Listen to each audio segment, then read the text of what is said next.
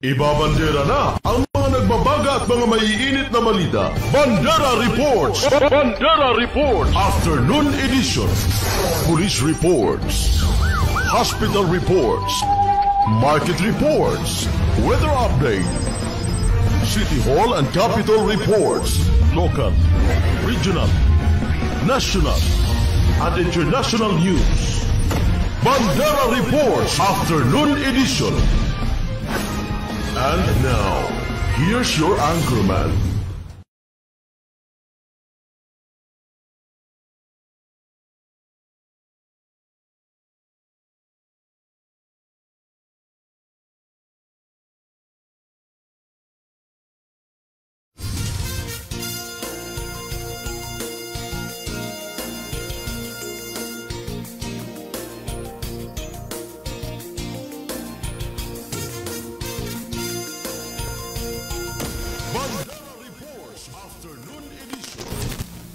Balitaan sa Radyo Bandera Cotabato.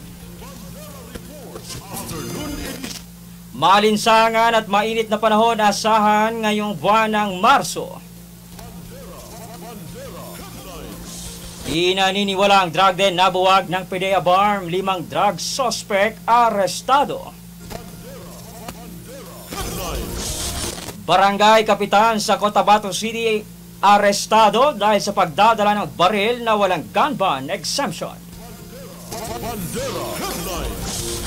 Habal-habal driver patay ng pinagbabaril sa Datu Ledian Sinswat, Maguindanao del Norte.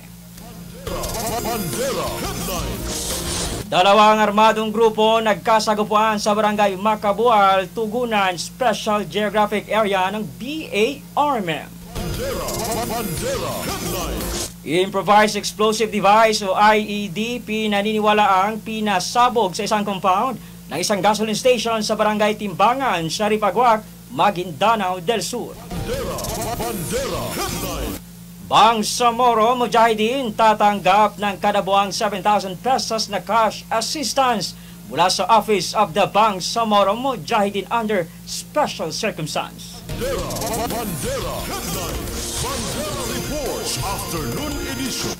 Magandang gabi mga kabandera. Araw po tayo ngayon ng Lunes, ika-3 sa buwan ng Marso 2025. Napapakinggan sa dial ng inyong mga radyo sa 105.3 DXJNFM.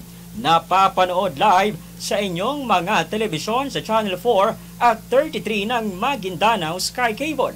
At napapanood live sa Facebook page ng Bandera News TV Cotabato. Ako ang inyong tagapagbalita sa Vino Heverola at ito ang Bandera News TV Cotabato. Bandera Reports Afternoon Edition. Una sa ating mga balita. Aabot sa 40 degrees Celsius ang init ng panahon o temperatura sa Cotabato City ngayong araw ng Lunes, ika-3 ngayong buwan ng Marso. Ito ay ayon sa Forecast Heat Index na ibinahagi ng Bangsamoro Ready ayon sa Pag-asa. Pinapayuhan ang lahat na maging mas maingat sa mga banta na dala ng di pangkaraniwang init na temperatura tulad ng pagkahilo at heat stroke. Magdala ng payong at iba pang kagamitan na magbibigay proteksyon laban sa init. Uminom ng sapat na tubig upang maiwasan ang dehydration. Mag-ingat mga kabandera. Bandera Reports Afternoon Edition. Samantala sa iba pang mga balita, by bus operation na pinaniniwalang drug den na buwag sa pagsugod ng PDEA BARM, 5 drug suspect arestado sa pagtutok ni Riza Kamit. Kabanderang Riza, ibandera mo. Bandera Live Report. Kulungan ng bagsak ng 5 drug suspect. Kabilang na ang isang high-valued individual at ang pagkakabuwag ng kanilang drug den sa ikinasang drug buy-bust operation ng PDEA BARM sa Purok Ulandangan 2, Barangay Poblacion, Mother Cotabato City. Sa report mula sa PDEA BARM, kinilala ang mga naarestong suspect na sina Arafi Gandawali Uko alias Rafraf, 38 anyos, pinaniniwalang high-value target at top 2 most wanted person ng Cotabato City Police Station 2 na residente ng Barangay Tamontaka, Mother Cotabato City.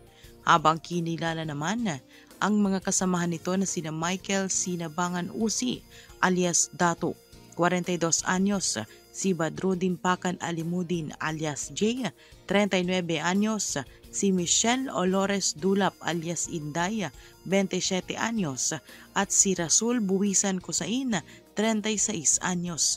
Nakuha sa posisyon ng mga sospek ang 28 heat seal transparent plastic sachet na naglalaman ng 15 gramo na may katumbas na halaga ng 68,000 pesos, kasama ring nabawi ang ginamit na buy-bust money at ilan pang mga drug paraphernalias. Sa ngayon, ang mga naarestong sospek ay nasa kustodiya na ng PDEA Barma at maharap sa kasong paglabag sa Republic Act 9165 o ang Comprehensive Dangerous Drugs Act of 2002. Mula dito sa Bandera News TV Cotabato, Raiza Kamid, Basta Balita, Ibandera mo. Bandera Reports Afternoon Edition. Samantala sa iba pang maiinit na balita, Barangay Kapitan ng Tamuntaka 4 sa lungsod ng Cotabato arestado dahil sa pagdadala ng baril na walang gun ban exemption. Sa pagtutok ni Yani Abdul Rashid, Kabanderang Yani, ibandera mo. Bandera Live Report. Arestado ang barangay kapitan ng Tamuntaka 4 sa Cotabato City dahil sa pagdadala ng baril na walang hawak na gun ban exception mula sa Commission on Election o COMELEC. Naaresto si Kapitan Tong Gayak sakay ng kanyang Toyota Hilux matapos na walang maipakitang kaukulang dokumento sa joint checkpoint ng City Police Office at ng Philippine Marines sa bahagi ng Dimazenal Street, Rosary Heights 3 sa Cotabato City. Sa ulat, napadaan ang kapitan sa nasabing lugar at nang inspeksyonin ito ng PNP at Marines, nakuha sa kanyang posisyon ang 2 kalibre 45 ng pistola, caliber 40, mga bala at magazine. Sa ngayon, nasa kustodiya na ng PNP ang kapitan at ang mga nakuhang ebidensya at nakatakda na ring sampahan ng kaukulang kaso. Mula dito sa Radyo Bandera Cotabato, Yani Abdul Rashid, Basta Balita, ibandera mo. Bandera Reports Afternoon Edition.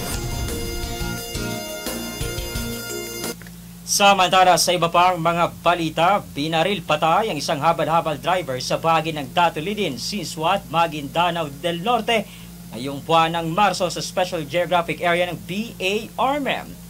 Magbabalita si Raiza Kamid. Kabanderang Raiza, ibandera mo. Bandera Live Report. Patay ang isang habal-habal driver matapos pagbabarilin sa Kilometer 12, Barangay Awang, Datulidin, Sinswat, Maguindanao del Norte. Sa report mula sa otoridad, kinilala ang biktima na si Warren Datuwata Rahaman, residente ng Barangay Awang, Datulidin, Sinswat, Maguindanao del Norte.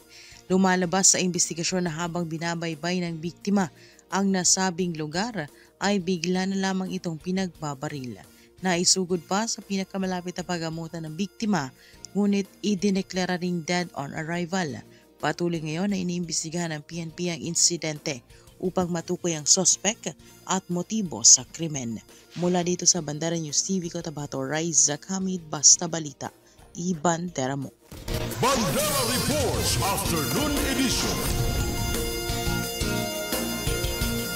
Samantala, balitang may kinalaman pa rin sa pamamaril sugata ng isang lalaki sa pamamaril sa sitio Karungan o Kurungan, Barangay Upper Idtig, Paglat, Maguindanao del Sur nitong araw ng Sabado, unang araw sa buwan ng Marso. Sa report mula sa Paglat MPS, kinilalang biktima na si Ramstukalan Masag, 40 taong gulang na residente ng naturang lugar. Lumalabas sa investigasyon ng kapulisan na habang kumakain ng hapunan ng biktima kasamang kanyang pamilya nang lapitan ang hindi pa nagkikilalang sospek at binaril si Masag sa kanyang tiyan at kaliwang paa. Natagpuan sa pinangyarihan ng krimen ang 7 baso ng bala habang ang biktima ay agad namang naisugod sa pagamutan. Inaalam na ng Paglat MPS ang motibo at sospek sa pamamaril. Bandera Reports Afternoon Edition. Samantala sa iba pang mga usapin, 2 armadong grupo nagkasagupaan sa Barangay Makabual, Tugunan, Special Geographic Area ng BA-RMM. Sa pagtutok ni Yani Abdul Rashid. Kabanderang Yani, ibandera mo. Bandera Live Report. Isang armed confrontation ang nangyari nito umaga ng Linggo, March 2 sa Barangay Makabual, Tugunan Special Geographic Areas ng BARM kung saan nagkabarila ng dalawang grupo mula sa Moro Islamic Liberation Front o MILF. Ito ang kinumpirma ng tagapagsalita ng 6th Infantry Campilan Division, Lieutenant Colonel Roden Orbon sa Bandera News. Ayon sa report, grupo ni Nakunduntoy na miyembro ng MILF National Guard ang nagkasagupaan laban sa grupo ni Apang Abdul Karim ng 118 Base Command MILF. Nag-ugat umano ang barila ng dalawang grupo makarang pagbabarilin si Commander Badboy o Please Zakaria Abdul Karim ng 118 Base Command nitong gabi ng Sabado, March 1. Naniniwala ang militar na gumanti ang grupo ni Apang Abdul Karim laban sa grupo ni Kunduntoy kung saan nagkaroon ng bakbakan ang dalawang grupo. Sa ngayon, humupa na ang bakbakan at minomonitor na rin ng militar ang PNP at sitwasyon sa lugar. Ilang barangay din ang apektado dahil sa kaguluhan kung kaya't ang mga sibilyan ay nagsilika sa kani-kanilang mga tahanan. Patuloy naman ang isinasagawang checkpoints ng militar sa lugar upang maiwasan ang muling pagsiklab ng kaguluhan. Mula dito sa Radyo Bandera Cotabato, Yani Abdul Rashid, Basta Balita, ibandera mo. Bandera Reports Afternoon Edition. Samantala sa iba pang mga balita, pagsabog ng improvised explosive device sa Timbangan Sharif Agwak sa isang gasoline station, partikular noong unang araw buwan ng Marso. Ito ang kinumpirma ni 6th Infantry Campilan Division Spokesperson Army Lieutenant Colonel Roden Orbon sa Bandera News TV Cotabato. Sa report mula sa 6th Infantry Division, dalawang lalaki ang nakasakay ng motorsiklo ang sinasabing nag-iwan ng bomba sa compound ng Al-Masjid Gasoline Station. Natagpuan sa pinangyarihan ng pagsabog ang isang ecobag na posibleng pinaglagyan ng IED at mga pako na ginamit bilang shrapnel. Wala namang naiulat na namatay o nasugatan sa pagsabog ng bomba. Inaalam pa ng mga otoridad kung sino ang may kagagawan ng pagsabog ng IED at anong uri ng IED ang ginamit at kung ano ang motibo nito. Samantala, matatandaan noong February 23, araw ng linggo na karaang buwan, napigilan ng militar ang tangkang pambobomba sa barangay Malingaw, Sharif Agwak, Maguindanao matapos na ma-recover ang isang improvised explosive device na gawa mula sa bala ng 81mm mortar na mayroong mga pako bilang shrapnel at ginamitan ng Baofeng radio bilang triggering device. Bandera Reports Afternoon Edition. Samantala sa iba pang mga usapin, Bangsamoro Mujahideen tatanggap ng 7,000 na cash assistance kada buwan mula sa Office of the Bangsamoro Mujahideen under special circumstance sa pagtutok ni Yani Abdul Rashid. Kabanderang Yani, ibandera mo. Bandera Live Report. Upang mabigyan ng pagkilala ang hindi matatawarang sakripisyo at walang katumbas na pag-aalay ng dugo, pawis at buhay ng mga Bangsamoro Mujahideen upang matamasa ang kapayapaan, self-determination at pamamahala sa Bangsamoro Region, isang batas na nagtatatag ng Office of the Bangsamoro Mujahideen under special circumstance ang inlunsad ng Bangsamoro Government sa ilalim ng Office of the Chief Minister. Dahil rito, tatanggap na ng 7,000 na financial assistance kada buwan ang mga veteran Bangsamoro Mujahideen o senior citizen at disabled Mujahideen o Mujahidat mula sa Office of the Bangsamoro Mujahideen under special circumstance kasunod ng pagsasabatas ng Bangsamoro Autonomy Act No. 57. At dito lamang araw ng Linggo, March 2, natanggap na ng 400 Bangsamoro Mujahideen ang kanilang 21,000 pesos na cash o mayroong katumbas na 3 buwan na financial assistance. Mismong sina BARM Chief Minister Ahod Balawag Ibrahim kasama sina MBHTE Minister Mohagir Iqbal, MP Aida Silungan at Senior Minister Abunawas El Maslamama ang namahagi ng tulong pinansyal sa mga Bangsamoro Mujahideen. Ako'y labis na masaya na makasama kayo sa araw na ito sa formal na pagbubukas ng Office of the Bangsamoro Mujahideen under Special Circumstances o OBMUSC.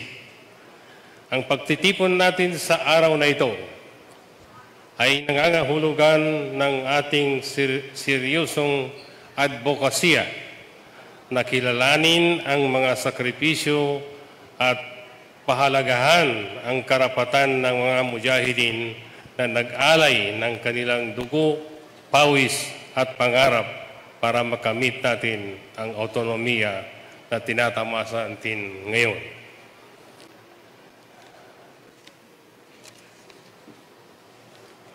Katawan tanong sa gunaya tempo na mas sabadal inele tanong aunga no kinandara sayan tanong.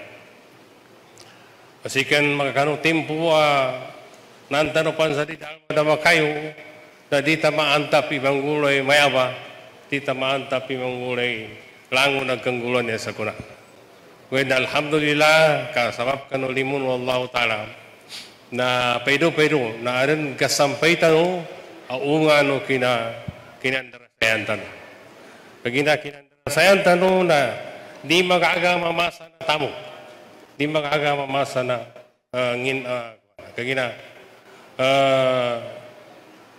yabu ba kagagaron na sukahan na no Allah Ta'ala. Lango na niya ba na sabab kanu kapamikal tanong sa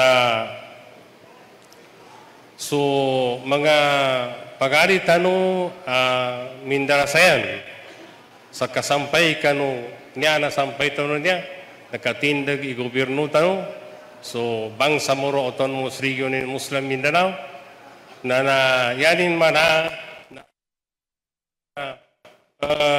Pirapu Lagun akin ang darasayan tanong. Pasiging tempo siya tanong sa tidal madama kayo na apiata ginapon na di tanong maantap imayaba ang manggulo. Napagagali tanong sa timpo kinaadan ang gobyerno na BARM. Kesa nangyari magkapagagali ng mga tagaparatano amin jihad. Magizan isinamagad sa sinapang, nasagad sa sinapang, siya kanong mga babay, kaginalangon ng tuba, namin jihad bunlangon, yapong bidayan, na naso nakasangan kanong manisa. Gusto ka bagal kinanggalbakin, gusto ka bagal kinapaniatin, na nalubo ba ang bibidayanin o pamalusa Allah Ta'ala. Na niya ba, ikasabi niya ba, nagkapagagani tanong, kapagagani no, na niya ba, pakanggenesal kano sa umansolang, kano mga tagapadata no, qualified. Yasa ko na niya ba, ayunan niya tingin, mga bagasan ni pagkadabang sel kano, kapag empleyado, no kanagyan madakil, madakil kano skita no, madakil kano mga watata no, pagalit no, na empleyado. Ikatlo, na banal ka ang mga saratin, naramong pagkatinggo masakita no, ang mga tabang akulta. Ikapat, na siya sa kapamangagi, ang mga scholarship tanong, ay nagay ka ng mga wata tanong. Ikatlo, niya ka ng mga kalsada tanong. Kapag ospital, na marakil ka ng mga ospital, siya sa Cotabato niya, siya ka na puna mga probinsya, taman sa Davao onto, na binataran na BARM government, siya nakaukit ka no Office of Chief Minister tanong, sa Kulta, andolo iba'y pag-hospital, nayama sila kano pagkabayad din sa hospital na pambayadan na gobyerno na BARM, siya kano Office of Chief Minister tanong. Mahalaga ang pagiging persistent, committed at focus sa ating mga gawain at midhiin. At ang ating paghihirap sa mahigit na 3 taon ay nagbunga ng magandang resulta at kapulutan ng aral sa bawat isa sa atin na ang pagsiserbisyo sa Bangsamoro ay hindi dapat isinasaalang-alang bagkus kinakailangan ang katapatan, pagpupursige at walang kapagurang pagsisilbi. ang mga paghihirap na dinanas ng ating mga mujahidin at mujahidat ay ang nagbigay sa atin ng inspirasyon at lakas ng loob sa ating lahat upang isulong ang pagbibigay ng kapakanan para sa kanila.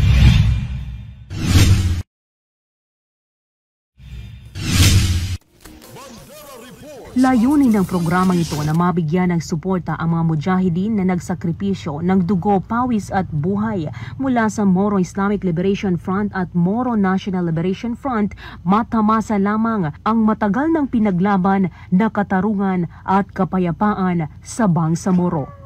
Mula dito sa Radyo Bandera Cotabato, Yani Abdul Rashid, Basta Balita, Ibandera mo. Bandera Reports Afternoon Edition.